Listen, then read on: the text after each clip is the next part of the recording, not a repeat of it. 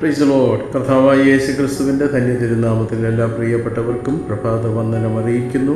ഈ പ്രഭാതയാമത്തിൽ ദൈവസന്നിധിയിലേക്ക് അടുത്തു വരുവാൻ കർത്താവ് നമുക്ക് തന്ന സാവകാശത്തിനായി, സൗകര്യങ്ങൾക്കായി ദൈവത്തിന് നന്ദി പറയാം, സ്തോത്രം ചെയ്യാം. അവൻ നമുക്കായി കരുതുന്നതാകിയാൽ നമ്മുടെ സകല ചിന്താകുലവും അവൻ്റെ മേലിട്ടുകൊള്ളുവാൻ ഈ പ്രഭാതയാമത്തിൽ തന്നെ നമ്മളെ തന്നെ ദൈവകരങ്ങളിൽ സമർപ്പിച്ചു കൊടുക്കാം. ഒരു വേദവചനം വായിക്കുന്നു. ഉൽപ്പത്തി പുസ്തകം 2-ാം അധ്യായം 23-ാമത്തെ വാക്യം. അപ്പോൾ മനുഷ്യൻ, ഇത് ഇപ്പോൾ എൻ്റെ അസ്ഥിയിൽ നിന്ന് അസ്ഥിയും എൻ്റെ മാംസത്തിൽ നിന്ന് മാംസവുമാകുന്നു. ഇവളെ നരനിൽ നിന്ന് എടുത്തിരിക്കയാൽ ഇവൾക്ക് നാരി എന്ന് പേരാകും എന്ന് പറഞ്ഞു. തൻ്റെ വാരിയെല്ലുകളിൽ ഒന്നെടുത്തപ്പോൾ ആദാം അത് കണ്ടില്ലെങ്കിലും അവൻ തൻ്റെ ആത്മാവിൽ വിവേചിച്ചറിഞ്ഞു. സ്ത്രീയെ മനുഷ്യന് പരിചയപ്പെടുത്തുവാനോ ഭാര്യയോടുള്ള അവൻ്റെ ഉത്തരവാദിത്തങ്ങൾ പറഞ്ഞു കൊടുക്കുവാനോ ആരുടെയും ആവശ്യമില്ലായിരുന്നു. നാം ദൈവത്തോട് കൂടെ നടക്കുമ്പോൾ സഭയിൽ നമ്മുടെ സ്ഥാനവും ആത്മീയ ജീവിതത്തിൽ നമ്മുടെ കടമകളും മനസ്സിലാക്കുവാൻ നമുക്ക് കഴിയും. അവനാൽ പ്രാപിച്ച അഭിഷേകം നിങ്ങളിൽ വസിക്കുന്നു.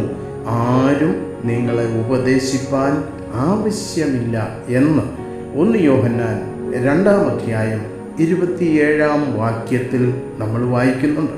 അസ്ഥിയിൽ നിന്ന് അസ്ഥി.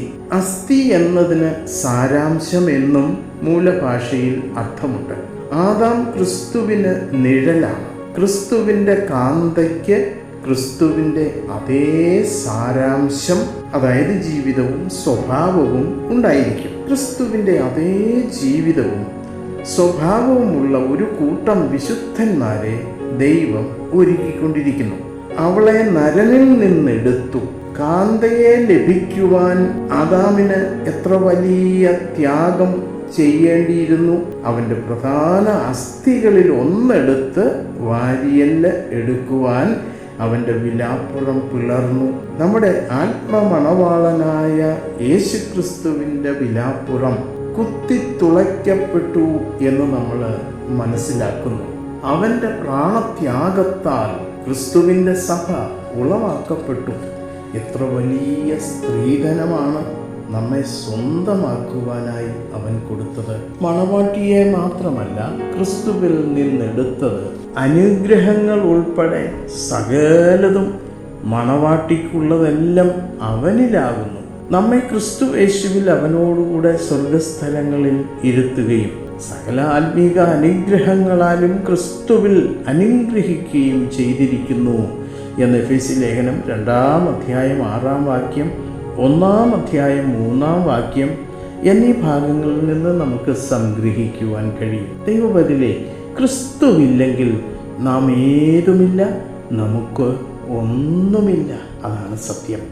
നമ്മുടെ കണ്ണുകൾ അടയ്ക്കാൻ നമുക്ക് പ്രാർത്ഥിക്കാം. ഞങ്ങളെ അതിവാത്സല്യമായി സ്നേഹിക്കുന്ന ഞങ്ങളുടെ ദൈവമേ, വാഴ്ത്തപ്പെട്ട സ്വർഗീയ നല്ല പിതാവേ, മനോഹരമായ നല്ല പ്രഭാതയാമം അവിടുന്ന് ഞങ്ങൾക്ക് ദാനമായി നൽകിയതിനായി നന്ദി പറയുന്നു, സ്തോത്രം ചെയ്യുന്നു. അവിടുന്ന് ഞങ്ങളുടെ ആയുസ്സിനെ ദീർഘമാക്കി ഈ പ്രഭാതയാമത്തിലേക്ക് ഞങ്ങളെ കൂട്ടിക്കൊണ്ടുവന്ന അവിടുത്തെ വലിയ ദയയ്ക്കായി, അവിടുത്തെ വിശ്വസ്തതയ്ക്കായി നന്ദി പറയുന്നു.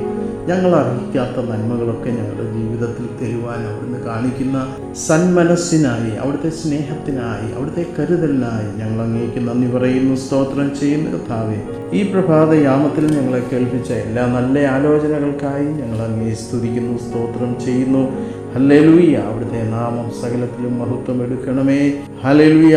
ആദാം പറഞ്ഞതുപോലെ ക്രിസ്തുവിൽ നമ്മുടെ സ്ഥാനമെന്ത് എന്ന് മനസ്സിലാക്കുവാൻ ഈ പ്രഭാതത്തിൽ ഞങ്ങളെ കേൾപ്പിച്ച നല്ല ആലോചനകളുടെ മുൻപാകെ ഞങ്ങളെ തന്നെ വീണ്ടും സമർപ്പിക്കുന്നു.